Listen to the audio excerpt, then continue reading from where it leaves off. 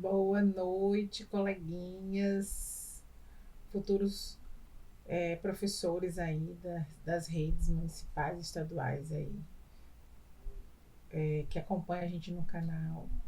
Queria pedir para vocês aí, olha, aí embaixo aí dar um like e inscrever aí no canal para acompanhar a gente nas próximas aulas. Dá aí uma força aí pra gente aí no canal, tá certo? Vamos aí propagar o conteúdo da tia para que a gente chegue em mais pessoas, né? Para que mais pessoas ainda consigam se beneficiar com as aulas que a gente está trazendo aqui, tá bom? Facilita muito para a gente se vocês ajudarem aí a propagar o canal, tá certo? Valeu! Se vocês estão aqui, é porque vocês querem crescer e a gente também. Pessoal, hoje a nossa aula é bem específica, porque eu acredito que nem todo concurso para educação esteja com esse foco, né? Com um edital tão focado. O que acontece? No concurso aqui do município, do estado do Rio Grande do Norte, ele veio com um tópico que vem direitos humanos, ética e cidadania. O que acontece? O meu foco aqui é procurar fazer uma aula para legislação, tá certo? Inclusive, a gente está montando aí um curso. Não é um curso, na verdade, né? É uma monitoria aí para a galera só de legislação. Mas, como é um tema correlato, né? Um tema que anda junto ali, o que eu vou tentar fazer? Eu vou tentar dar esse plus para vocês, entendeu? Aqui no canal e lá no nosso grupo. Então, esse conteúdo de direitos humanos, esse conteúdo de cidadania e ética, eu vou dar junto para vocês aí, tá certo? Aqui no canal, 100% gratuito. E as questões também. Como é que vai ser isso? A gente vai ficar dando umas pinceladas, tá certo? A gente vai começar hoje, a gente já deu bastante conteúdo de direitos humanos. Eu vou dar um stop ali, tá certo? Vou meter aqui agora um conteúdozinho aí de cidadania e ética. Hoje a gente vai bater bastante cidadania, por quê? Porque existe um documento que eu não vou trazer hoje, vou deixar para uma próxima aula, que é um documento específico. Existe hoje não, né? É um documento que já vinha dos parâmetros curriculares e ele veio atualizado, tá bom? Desde os parâmetros curriculares que o tema cidadania e ética é trazido para dentro do currículo, tá certo? Então não é um assunto novo e não é um assunto que recentemente começou a ser cobrado em concurso público. Quem já faz concurso público da educação há algum tempo já está mais familiarizado com esse tema. Mudou algumas coisas? Muito pouco, tá bom? Talvez a forma de abordar o tema que tenha mudado, tá bom? Vocês vão perceber que pouca coisa mudou. Eu tenho muitas coisas que eu me reciclei para estar aqui dando aula para vocês. Muito pouca coisa mesmo, tá certo? Porque realmente era um assunto que eu tenho um contato dentro da escola como professora e estou tendo hoje como gestora, mas não tinha mais tido contato com ele como acadêmica, né? Mas realmente o conteúdo é o conteúdo prático. O que mudou? O que mudou foi a forma como ele apareceu nas bases, entendeu? Na base curricular. Eu acho interessante nas próximas aulas aqui do YouTube, as próximas aulas aqui do canal, a gente trazer isso dentro da base curricular. Gente, eu acredito muito numas provas inteligentes, assim. Se eu fosse a banca, se fosse o professor, eu faria uma prova muito inteligente. Eu faria uma prova que privilegiasse o professor moderno, o professor contemporâneo, que estaria de acordo com o novo currículo, tá certo? É um conteúdo também que eu gosto muito. Porque, assim, a gente tem que estar de acordo com o que está sendo exigido da gente hoje. Vocês estão entrando agora. Eu já estou colocando vocês dentro da rede, tá? Então, quando vocês entrarem na rede com a gente lá na escola, quando vocês estiverem na nossa semana pedagógica, vamos lá, vamos fazer um exercício de projeção. Vamos se projetar lá no dia no primeiro dia da semana pedagógica, da semana pedagógica, que a gente chama. Naquele dia em que a gente vai ter naquele nosso primeiro bate-papo. Então, nesse primeiro dia, a gente já vai conversar com vocês conteúdos administrativos e provavelmente a gente já vai falar alguma coisa, a gente vai dar uma pincelada com vocês com relação às exigências de documentos. Nessas exigências de documentos, a gente vai falar com você em como é que vai ser os documentos que a escola vai exigir do professor. E nisso a gente vai dizer qual vai ser a base do documento que a sua coleguinha, mais conhecida como coordenadora pedagógica, vai passar para você. Ela vai entregar para você provavelmente um documento que vai servir como base para que ela acompanhe o seu trabalho. Então, chamado plano de aula, chamado tão temido planejamento anual. Então, esse documento, ele é todo ele pensado no currículo. E esse currículo, ele vem para nós de acordo com a base, com a BNCC. Pensamos nele da mãe de Ná, né? E ele também é baseado, porém, no PPP da escola, nos projetos que a escola traz, nas vivências da escola. Então, veja, já falei de quantos documentos aí, galerinha? Já falei de 3 documentos. Não, minto, 4, né? Um documento que é mensal, quinzenal, dependendo da escola. Já falei que é o plano, né? Plano de aula. Já falei do planejamento anual. Já falei do PPP.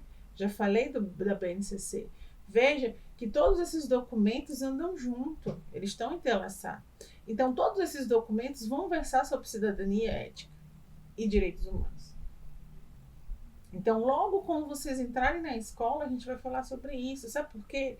Porque provavelmente a gente vai lá para o final, lá pela terceiro dia de reunião, vai rolar um papozinho ali sobre o projeto da escola.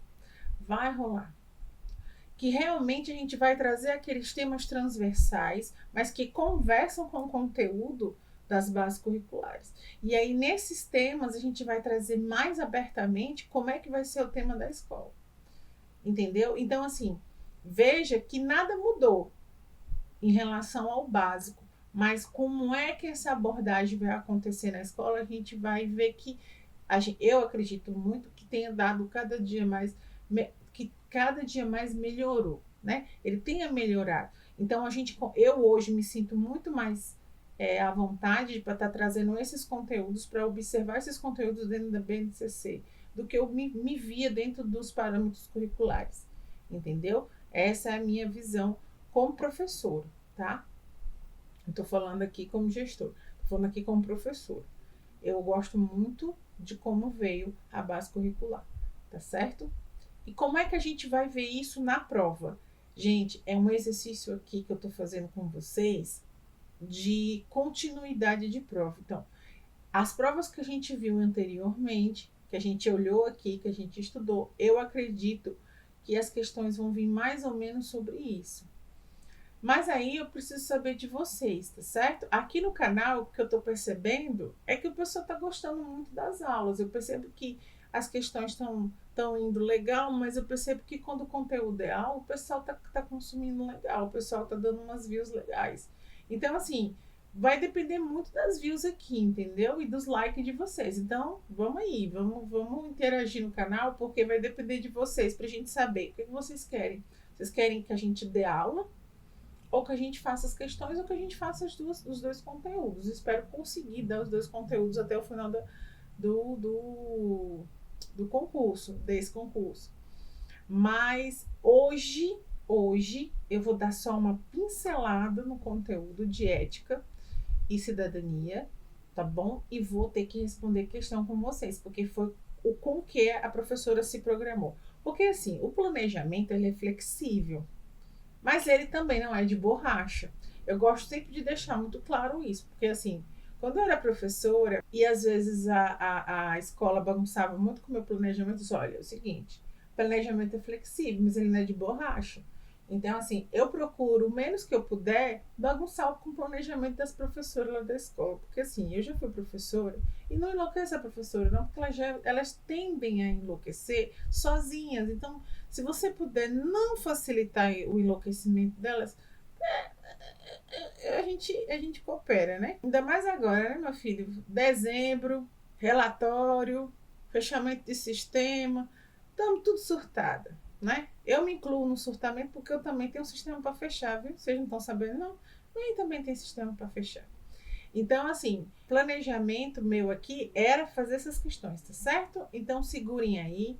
Conforme eu for falando aqui com vocês, eu vou tentar colocar um conteúdozinho de ética e de cidadania, tá bom para vocês? E aí, dependendo aí do que vocês gostarem, dependendo da interação de vocês lá no grupo comigo, aí eu faço uma aula para vocês bem bacana de ética e cidadania. Faço de ética e faço cidadania. Vamos ver o que eu consigo fazer, né? Porque hoje é terça-feira e eu tô aqui com vocês. Hoje, gente, eu tô gravando essa aula aqui 9h15 da noite, tá? É muito amor, tá? Saibam que eu amo estar aqui com vocês. Porque senão eu não conseguia não, galera. Porque senão eu não conseguia. Porque não tá fácil pra ninguém. Não tá fácil pra ninguém, nem pra mim, nem pra vocês. Vamos lá. Vamos só fazer uma pequena distinção aqui sobre ética e cidadania. São assuntos que quando a gente está falando junto aqui, mas são assuntos distintos, ok? Então, é um tema ética e é um tema cidadania. Quando a gente fala deles dois dentro da escola, é porque são assuntos que se completam. Então, quando a gente está dentro da escola, eu estou falando agora dentro da escola, tá certo? Preste atenção. Hoje a nossa aula vai ser o foco de ética e cidadania na escola. Porém, o conteúdo ética e cidadania é um mundo. E aí a gente vai trazer uma aula específica para ele. Então, quando a gente traz o assunto ética e cidadania dentro da escola, a gente trabalha ele como temas transversais, porém são temas que se articulam. Quando a gente conversa com a criança, e aí a gente está falando aqui, gente, vamos puxar uma sardinha aqui para a didática. Eu estou falando de conteúdos atitudinais. Espero que todos estejam estudando didática. Então, são conteúdos atitudinais. Então, você vai trabalhar com a criança conteúdos que vão ensinar para a criança, que vão dar embasamentos para a criança para convivência. São conteúdos que você traz para ela embasamentos de convivência. Então, nesses conteúdos de atitudinais, você trabalha com a criança vários aspectos. Aspectos da vida, aspectos de humanização, aspectos de sentimento, aspectos das emoções. Então, são vários aspectos. Só que tem um aspecto que eu percebo e que a gente deixa muito a desejar quando a gente fala de ética e cidadania, que é a filosofia. E a filosofia está na raiz do quando você trabalha a ética. Porque, na verdade, qual é o entendimento que a gente precisa ter de ética? Ética é a moral filosófica. A ética, ela é a moral racional. Porque a gente tem que separar ética de moral. Eu acho que todos já sabem, depois, na próxima aula a gente pode até se adentrar nisso, mas basicamente a moral é algo que é construído culturalmente. Então, assim, é como se fosse o senso comum, é como se fosse algo que já foi pré-estabelecido muito antes de eu nascer. Então, assim, eu gosto sempre de colocar dessa forma. Eu sou uma pessoa, eu sou de origem católica, origem nordestina, e eu tenho alguns costumes dentro da minha casa que foram herdados, que sequer eu sei porque eu herdei. Aliás, alguns eu descobri depois, mas eu não sei por que eu herdei, porque eu não tenho muito na minha vida ciência de onde eu vim, porque eu sou para onde eu fui, né? Eu não sei. Eu sei que eu sei dos meus sobrenomes de alguns, mas outros eu sei, não sei nem se são meus mesmos, sabe? Que a família foi trocando de sobrenome. Então, assim, por exemplo, a minha família costuma varrer a casa da porta para dentro e sempre da sala para dentro. E isso é um costume que depois eu aprendi quando eu estudei, quando eu li alguns livros, que é um costume judaico. Então, sequer perceba, é um costume que é arraigado. Todas as pessoas na minha casa fazem isso. Existe outro costume na minha casa no qual a cama não pode ser violada, você não pode estar na cama. Então, veja que é um costume moral, é imoral você fazer uma coisa diferente disso na minha casa. Olha que loucura, né? Pra você, que é isso, Marcelo? O que é que tem? Eu posso varrer de qualquer jeito, de cima pra baixo, pra cima. Mas na minha casa não é assim, entendeu? E eu queira assim, queira não, passei isso para meus filhos. Olha só, minha mãe deve ter pegado isso da minha avó, vou até perguntar para ela, mas deve ter sido da minha avó. E assim foi passado. Veja que eu estou falando uma coisa, um princípio moral pequeno, mas a gente pode ter princípios morais muito maiores, mas que são culturais, que sequer têm um apreço ético. Por que não tem um apreço ético? Porque não tem um raciocínio nisso, gente. Qual é o raciocínio filosófico? Não tem nem tem um raciocínio filosófico. A ética não, gente. A ética, ela pensa racionalizar sobre a atitude do homem pelo homem para o homem. Então, veja, quando eu penso na ética, a ética, ela vai justificar algumas atitudes. Então, eu gosto muito de um livro que eu li e eu pretendo trazer algumas citações para vocês, que ele fala isso, ele fala assim, a ética, ela não é o que é certo.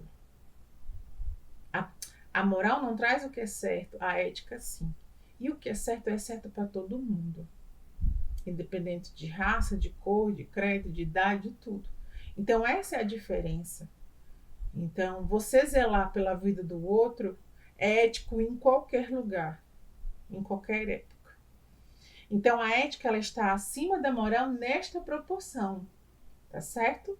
Inclusive a ética me explica que eu não posso subjugar a moral do outro, entendeu? Então eu só estou fazendo esse parênteses para vocês entenderem que ética é uma coisa e cidadania é outra. A cidadania é algo maior, é quando eu penso nessa racionalização quanto sociedade. Então eu vou colocar essa criança como um ser que vai participar em sociedade. A ética, ela se divide em várias partes, a gente vai falar sobre isso quando a gente for dar nossa aulinha, e aí a gente vai prestar atenção que existe uma cidadania que é pessoal, uma política, uma familiar, uma individual, uma coletiva. Então a cidadania, mas ela é um pensamento no todo, é um conjunto de coisas, entenderam? Então veja que a cidadania é uma participação. O cidadão, ele participa, é diferente da ética. A ética é uma reflexão. Eu estou falando isso, gente, só para vocês não confundirem o conteúdo. Porque eu conversei com uma pessoa que vai fazer o concurso e eu me preocupei. Cuidado. Foi uma coisa que eu falei com vocês. Leiam o edital. Vou fazer aqui com vocês. Vamos ler aí comigo.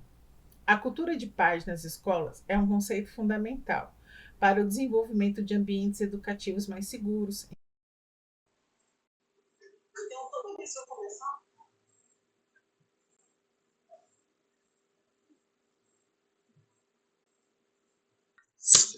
Sem valores como a cooperação, a solidariedade e a justiça, através de atividades pedagógicas. Olha aí, pessoal, essa questão é um estudo, né? É um resumão. Para construir essa cultura, é importante que os alunos, professores e toda a comunidade escolar se comprometam com atividades pedagógicas, projetos de mediação de conflitos e ações de sensibilização. A escola pode se tornar um espaço onde todos se sintam respeitados e valorizados. Dessa forma, a escola não apenas educa para o conhecimento acadêmico, mas também para a formação cidadã, preparando os alunos para serem agentes da paz na sociedade. A LDB, sua promoção aparece no texto legal como, prestem atenção. Lembra quando a gente conversou, não sei em que aula é, mas porque eu já estou me perdendo nas aulas e se foi aqui no YouTube que eu falei. Mas prestem atenção, quando a gente fala em educação, gente, a gente está falando em educação para indivíduos integral. Você ensina o sujeito integralmente. A educação, ela é social. Gente, eu vou sempre estar falando, repetindo essas palavras, porque são palavras-chave para que vocês desvendem as questões. Então, o que ele está resumindo aqui para você é o ser humano integral, é o ser humano cidadão. Eu vou mostrar para vocês aqui na LDB. Deixa eu abrir aqui a LDB para vocês no Planalto. Vamos aqui no artigo 12 da LDB. Vocês já leram a LDB? Vamos conversar aqui. Fala aqui, Katia. Vocês já imprimiram a LDB? Já. Porque eu não sei se tem alguém aí na internet ou se tem algum coleguinha, professor. Porque, eu não devia falar isso na internet, não, mas eu vou falar. Porque tem uns picareta que nunca passou no concurso público, que fica falando umas coisas aí que eu fico... Meu Deus. De onde essa pessoa, esse ser humano, tirou isso? Deixa eu falar uma coisa com vocês. Vocês têm que ler sim, tá? Não tem 5 coisas básicas que você passa em qualquer... Não tem. Vocês têm que ler tudo. Mauri, não dá para ler tudo, mas tenta. Se não ler tudo, lê 20%. Se não ler tudo, lê pelo menos 80%. Se não ler 80%, lê 75%, mas tenta ler tudo. A meta é ler tudo. Gente, não vai nessas picaretagens. Priorize o concurso. Vocês têm até o dia da prova para ler. Mas não vai dar tempo. Você só sabe que não vai dar tempo de você ler tudo até o dia da prova. Chega lá, você vê que não deu tempo. Mas por enquanto, meus amores, leiam e priorizem. A LDB é uma prioridade para vocês. Então, leiam a LDB, marquem lá, e façam questões. Tá certo? Conteúdo, conceito, se der tempo, tudo bem. Mas as legislações, leiam a didática, leia o específico, leia, pelo amor de Deus, não vai fazer prova sem ler isso aqui. Desculpa, momento de desabafo. Porque às vezes, é porque eu quase não ando muito olhando essas coisas antigamente. Como eu vim fazer aqui, eu tenho um compromisso de fazer as coisas bem feitas. Nem sempre é possível, mas quando eu me comprometo a fazer um negócio, eu gosto de fazer as coisas muito bem feitas. E aí eu vou olhando assim, meu Deus, quanta picaretagem. Não, meus amores. Vocês não vão passar porque eu estou ensinando para vocês, não. Vocês vão passar porque vocês estão se esforçando e lendo. Isso aqui que eu faço é um plus. A aula que vocês compram de algum picareta por aí é um plus. Porque o esforço é seu. É bunda, cadeira e olho na tela. Olho na tela, olho no papel. É isso que faz passar em concurso. Todo concurso que eu passei na minha vida não foi cursinho que me deu, não. Fui eu. Ninguém entrega concurso para vocês, não. Escutaram? Vocês têm ajuda, mas quem passa em concurso é vocês. Eu fico doente com essas coisas. Desculpa aí, tá? Momento de desabafo. Agora, é claro, né, gente? Toda ajuda é bem-vinda. Você tá carregando um peso gigantesco. Vem uma pessoa e puxa uma abinha para você, você não vai aceitar? Lógico que você vai aceitar.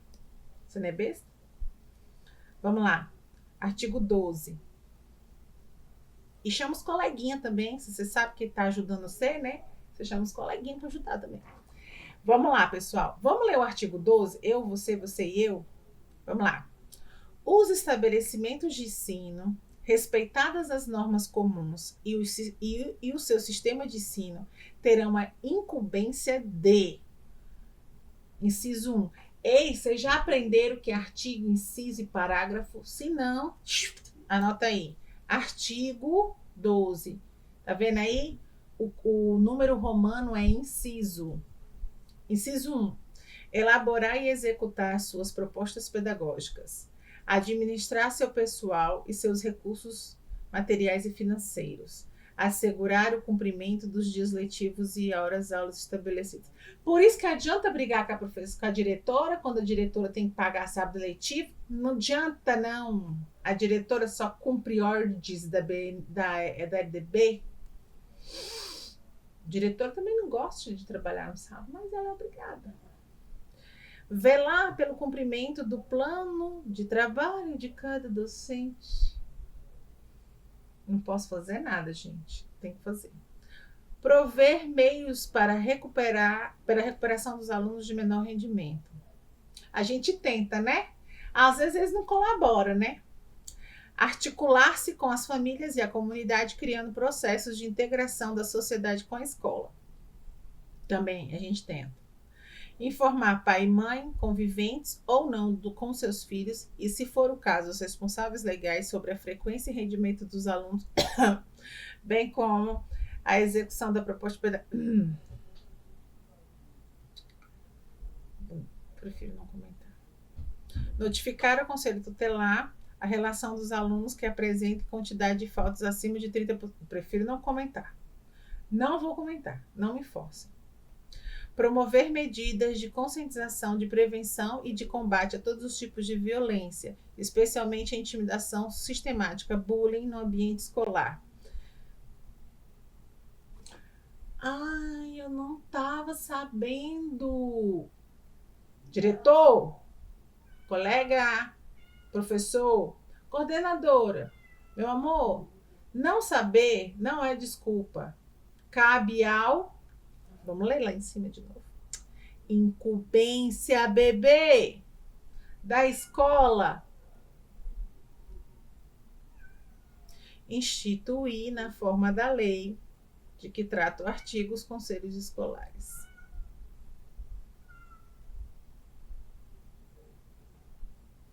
Ok? Então, vamos voltar lá. Cabe a quem, dentro do ambiente da LDB, valorizar a formação cidadã, pessoal. É incumbência de quem? Do estabelecimento de ensino. Letra C na cabeça, vamos ser felizes. Tá certo? Marquem aí a letra C para ser feliz. Tá certo? Pessoal, eu preciso dizer a vocês, eu tenho uma relação tóxica. Eu tenho uma relação tóxica. Essa minha relação tóxica. Ela já chegou aqui me amando. Eu vou falar uma coisa com vocês. Se eu for interromper toda a aula por conta dessa minha relação tóxica, eu não vou terminar de gravar a aula nunca, tá? Mas assim, vocês me desculpem aí. Ela que tá miando, tá? Ninguém tá beliscando ela, não. É porque ela é assim mesmo. Desculpa aí. Eu tô gravando aula. Vamos lá. 2. Vamos voltar pra cá. Mulher, deixa eu gravar minha aula. Deixa de ser desnecessária. Tá vendo? Ela acha que é assim, que ela chega e vai chegando. As noções de cidadania são um conceito amplo e que se refere à condição de pertencimento de uma pessoa a uma comunidade politicamente articulada. A cidadania pode ser dividida em 3 tipos. Considere a alternativa abaixo e marque a alternativa correta. Pessoal, deixa eu dizer uma coisa para vocês.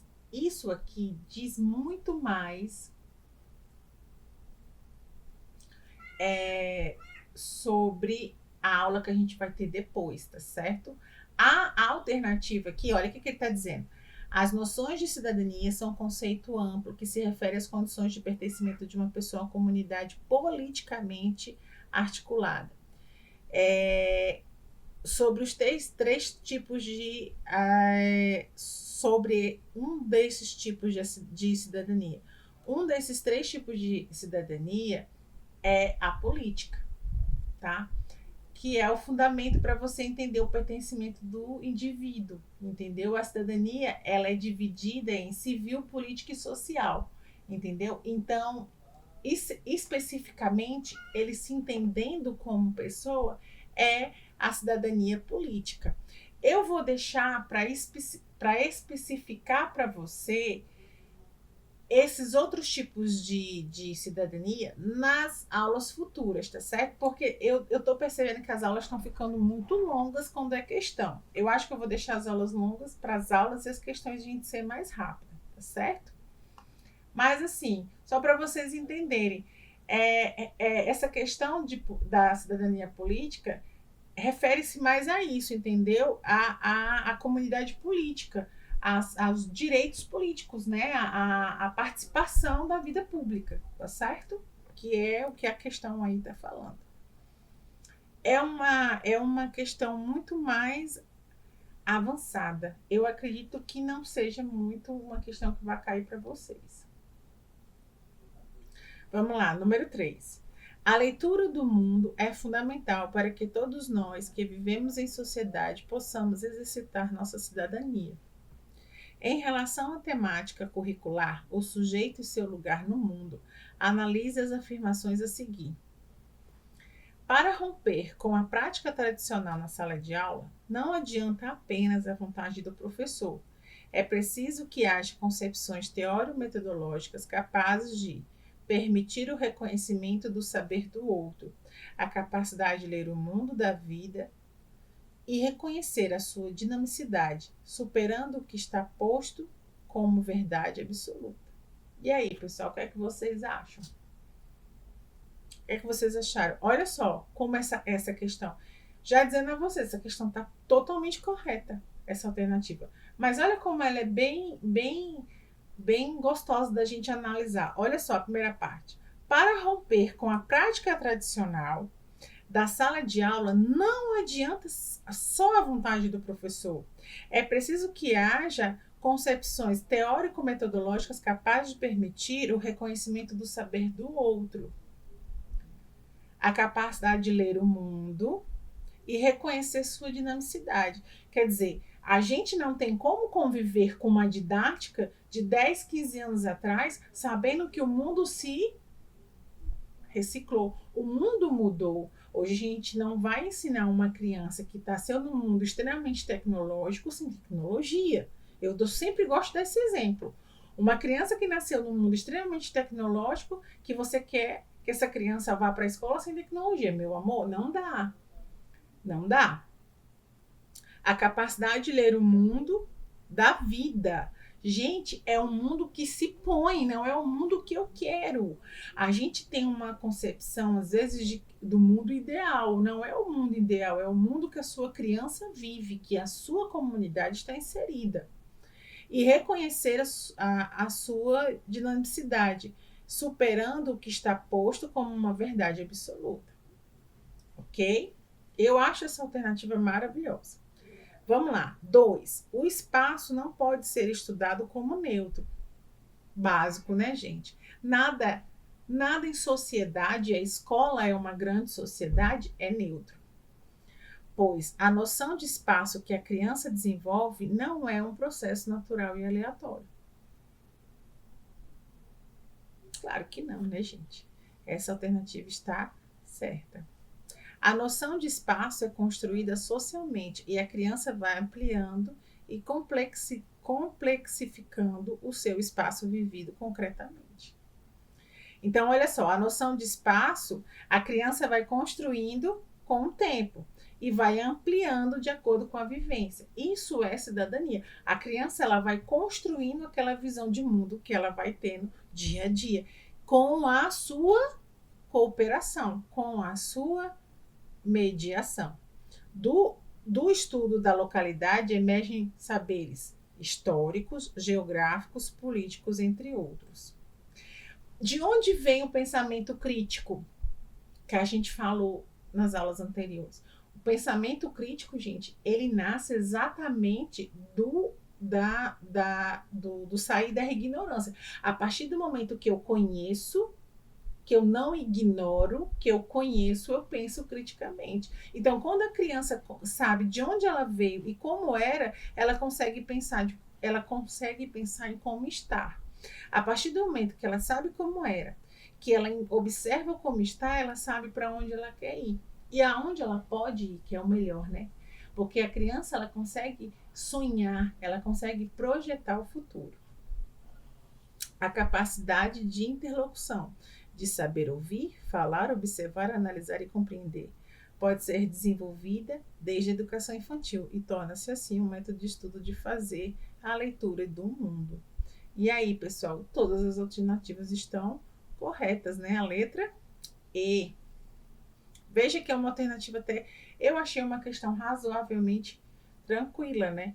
Isso a gente acha que a gente só vai trabalhar conteúdos atitudinais com a criança quando ela está maiorzinha. Não é, a gente começa conteúdos atitudinais desde a educação infantil. Então, a criança aprende a viver em sociedade a partir do momento em que, num debate, ela consegue ouvir e consegue falar. Então, ela está numa peleja com a coleguinha. Claro que existe a maturização, né? Tem criança que tem, dependendo da idade, a criança não. Gente, eu não estou aqui falando que uma criança de 4, 5 anos vai resolver, duas crianças vão resolver um conflito só. Mas você é um mediador. Você não vai resolver o conflito pela criança, você vai mediar a resolução do conflito.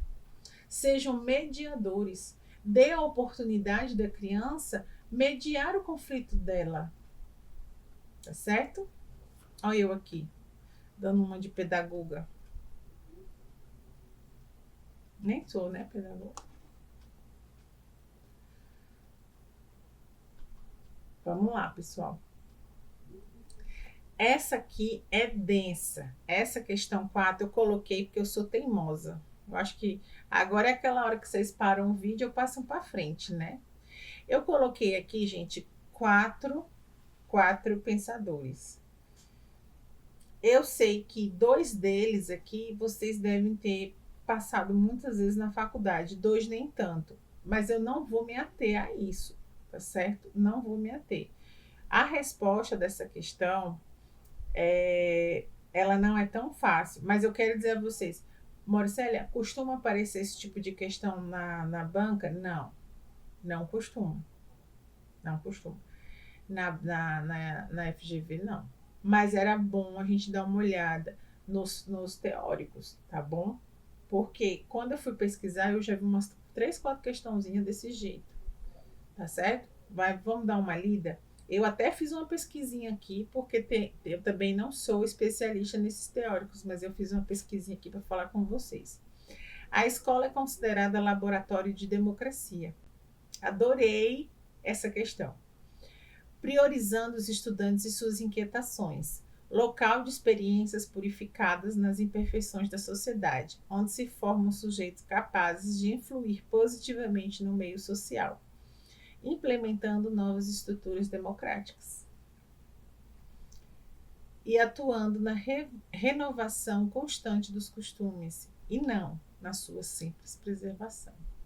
Gente, isso é tudo. A escola tem que ser um local de mudança, tem que ser um local de renovação, tem que ser um local de gerações. Vai passando e vai mudando. Tem que ser, eu não sei por que as pessoas estão. Ai, mas antigamente as crianças eram assim, que legal, que bom. Hoje as crianças são diferentes. Vamos aplaudir, porque é isso, vai mudando, gente, é geracional e é um espaço de mudança. Não existe pior ou melhor. Não existe pior ou melhor. Na sua simples. Essa ideia está ligada ao pensamento de. Vamos lá, vamos pensar. Vamos lembrar aqui, basicamente. Durkheim, ele é o pai da socialização e da integração. Vocês lembram dele? Ele dizia que a educação. Gente, eu estou colando. Eu estou sendo muito honesta com vocês. Eu estou colando. Para Durkheim, a escola deveria transmitir valores e normas sociais para manter a coesão social. Embora ele reconhecesse a importância da educação, sua visão não era centralizada na escola como espaço de renovação democrática ativa, mas como um norteador da ordem social existente. Então veja que Durkheim, ele não era o cara que pensava que era a escola o laboratório social. Discordo plenamente de Durkheim. Gente, quem sou eu na fila do pão para discordar dele? Mas eu não concordo com ele. Para mim, a escola é o local de transformação social, tá bom? Mas Durkheim disse, não, a escola é um meio de socialização, sim, mas ele não é o meio mais importante, certo? O que Marx falava? Marx dizia o seguinte, que ela era um local de luta de classes. Isso não é difícil, né? Vocês sabem disso. É basicamente isso. Ele era um laboratório para a democracia. Não era bem isso que Marx queria dizer, não, certo? Acho que quem conhece Marx sabe disso. Eu acho que ninguém ia marcar Marx, não, né? Mas vamos pensar em Duven. Gente, Duven é como eu falo. Se tá errado, vocês me desculpem, tá certo? Porque eu sou péssima para falar língua portuguesa. Imagine outras línguas, tá certo? Ele é um filósofo educador americano que defendia a ideia da escola como um ambiente democrático. de experiência social. Então já disse tudo, né? Então todo o pensamento dele foi voltado para a escola como experimento social, como local de experimento social. Então, assim, o pensamento dele aqui está resumido nessa questão. Ele pensava exatamente isso. Então, ela é centrada no aluno. Então, é como se a escola fosse um local de reviver a sociedade para que a sociedade vá evoluindo cada dia mais. É tudo isso que eu falei para vocês, eu amo isso. Agora, assim, como eu falei para vocês em aula, quem me acompanha aqui no canal, já está me acompanhando aqui no canal, já pegou meus bisuzinhos aqui. Eu sou meio lerdinha, eu tenho TDAH, não é um TDAH pesado, graças a Deus, Senhor, porque eu já tenho outros probleminha. E aí, se eu tivesse um TDAH mais pesado, eu também não estaria aqui, né? Então, não conseguiria estar aqui conversando com vocês tanto tempo focado. Mas eu troco letra, eu faço, eu me distraio, eu me disperso, entendeu? Mas o que eu quero dizer a vocês, línguas para mim é impossível. E pronúncia para mim mais ainda. Eu sei ler inglês, mas não sei pronunciar as coisas. Então, assim, se um dia eu me perder no apocalipse, estiver aqui para outro país, eu tô ferrada. Porque eu vou morrer de fome, não vou poder me comunicar com ninguém, eu vou escrever. Entenderam? Então, assim, e aí eu não memorizo o nome dos caras, porque geralmente vem em inglês, vem em outra língua e já era pra mim, eu não memorizo. É triste, né, gente? A pessoa sabe o que o cara falou, mas não lembra o nome do cara. Aí, esse Luiz, eu não conhecia. Não conhecia. Aí eu pesquisei. É um filósofo marxista, entendia a escola como um aparato ideológico do Estado. Tá aí que eu não conhecia. E aí eu falo para vocês, professores que já estão atuando e professores que virão, aprendam a calçar a chinelinha da humildade, dizer, eu não sei, vou pesquisar.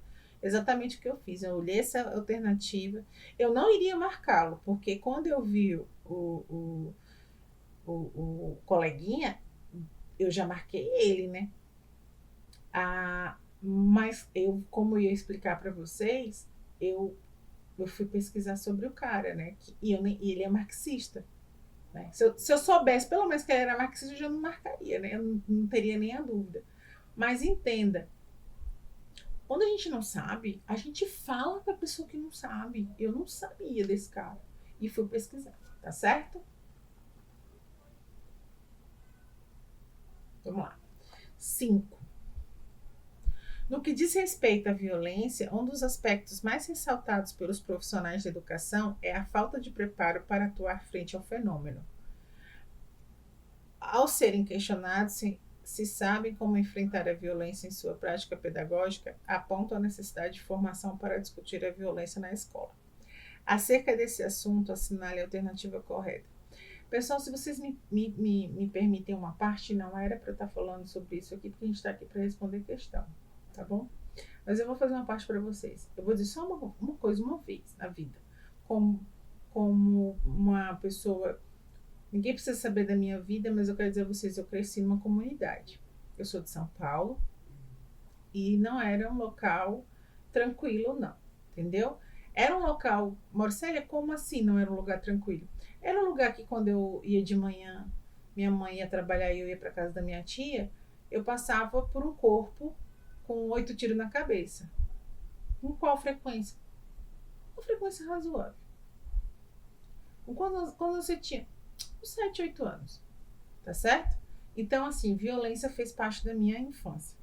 Essa violência urbana. Na minha casa, graças a Deus, era a paz do Senhor. Fui criado numa família de muita paz, graças a Deus. Mas vocês estão entendendo que ninguém está preparado para a violência? Eu tô contando isso para vocês porque, assim, eu já passei por momentos de aperto na escola, com crianças violentas. Eu tô contando para vocês que eu passei a minha infância em um local violento. Vocês acham que eu tô preparada para essa violência? Ninguém tá, meus amores.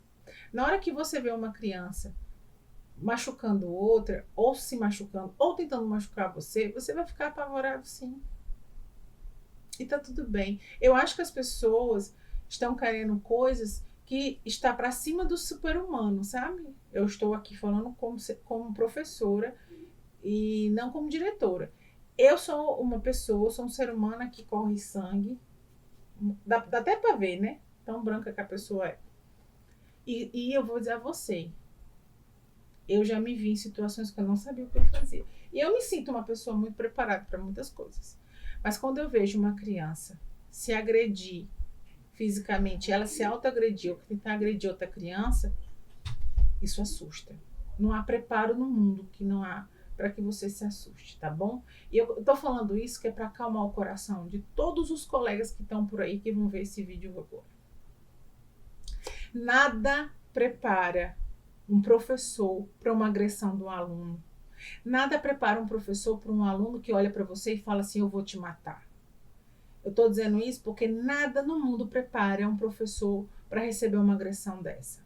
Você vai para casa e você vai chorar. Você vai para casa e você vai se sentir um nada. Porque nada prepara você para passar por uma situação dessa. Eu não sei de onde as pessoas tiram esse tipo de coisa. Porque a gente é ser humano. A gente não é Superman, Mulher Maravilha, não. Eu acho um absurdo esse tipo de coisa. Porque os professores têm que estar preparados para a violência. Aonde? Eu não sou policial, bebê, eu sou professora. Eu não estou preparada para enfrentar uma criança que está agressiva. Entendeu? É isso, gente. Vamos deixar de se cobrar tanto. Ah, Mauricélia, mas acontece. Agora vamos para a parte 2. A gente tem que aprender a fazer o melhor que a gente puder. Ah, Mauricélia. Então é isso que você está falando. Eu sei que acontece. E aí a gente tem que aprender a fazer o melhor que a gente puder. Não é obrigação da gente e a gente não tem que se cobrar. Agora a gente tem que aprender a fazer o melhor que a gente puder. A gente tem que se cuidar e cuidar de quem está perto da gente. E aí eu concordo. Não é cobrança. Se vier em tom de cobrança, eu falo assim, epá, parou? Não é não. Tá me cobrar disso? Eu não quero. Não me cobre isso. Ninguém está preparado para ser violentado. Ninguém está preparado para ser abusado, tá certo? Eu gostei, eu trouxe essa questão muito bem pensada, porque eu queria fazer esse parênteses.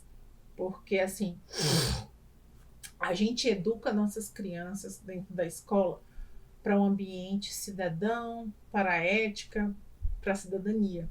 Mas elas só ficam com a gente 4 horas. As outras 20 horas elas estão na rua. A gente não tem como fazer milagre. Tá certo? Vamos lá ler as alternativas. O trabalho de prevenção da violência não necessita ser programado e dirigido, ou seja, deve ocorrer de forma intuitiva, uma vez que se realiza em muitas escolas. Gente, o trabalho de prevenção não pode ser intuitivo, né, gente? Todo o trabalho na escola, ele precisa ser estudado e ele precisa primeiro passar por uma anamnese. A gente vai observar a situação da escola. A gente vai fazer um plano de ação nessa escola. A gente vai depois pensar numa ação.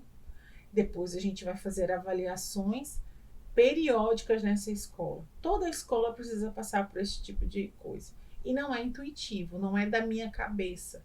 Então a gente procura profissionais que são habilitados. Foi o que eu falei no início. A gente não é psicólogo, a gente não é policial. Para isso existe psicólogo, para isso existe a guarda municipal, ou no nosso caso lá, a ronda escolar. A gente tem pessoas que são habilitadas para estar enfrentando certo tipo de situações, tá certo? B. A formação de professores e dos profissionais que atuam na educação deve ser repensada, de modo que eles possam ter subsídio para enfrentar o novo momento social. Claro, concordo plenamente com essa alternativa. É exatamente, a gente precisa saber agir da melhor forma possível mediante o que está acontecendo, da melhor forma possível. Eu vou resolver o problema, professores, vocês que vão entrar, ou vocês que já estão e vão pegar outro cargo aí, vocês vão resolver o problema? Não, ok? Vamos lá. A atitude informal e intuitiva das conversas com os alunos. De novo, né, gente? Informal e intuitiva Na escola, nada é informal, intuitivo, como eu já disse a vocês. Tudo é programado, planejado e avaliado. Primeiro, você tem que diagnosticar a sua escola. B, o fato de os professores não terem uma formação adequada pode abalar a relação de confiança dos alunos com os professores, caso estes façam referência a alguma informação equivocada. Por isso, o melhor caminho é estar preparado para depois executar algum tipo de ação. Muito mal elaborada essa alternativa. Ela já seria eliminada porque ela está muito mal elaborada. A questão da violência não é um problema da escola, e sim da sociedade como um todo. Por isso, a escola não deve perder seu tempo com questões que não serão selecionadas no seu espaço. Prestem atenção, eu falei tudo aquilo. Não é um problema só da escola, e não é a escola que vai resolver, porém também é um problema da escola, ok? E nós não somos super-homem nem Superman, ou Mulher Maravilha, tá certo? Então, assim, eu trouxe essa questão, o gabarito é a letra B, porém, eu quero fazer esse parênteses. A gente precisa se preparar, a gente precisa estar o mais bem preparado para que quando a situação surgir, a gente possa fazer o melhor que nós podemos. Mas nós não vamos resolver, ok? Pessoal, espero que vocês tenham gostado. Me deem um feedback se vocês querem que eu produza material de conteúdo além das questões, tá certo? Eu preciso saber de vocês. Não se esqueçam de dar um like aí.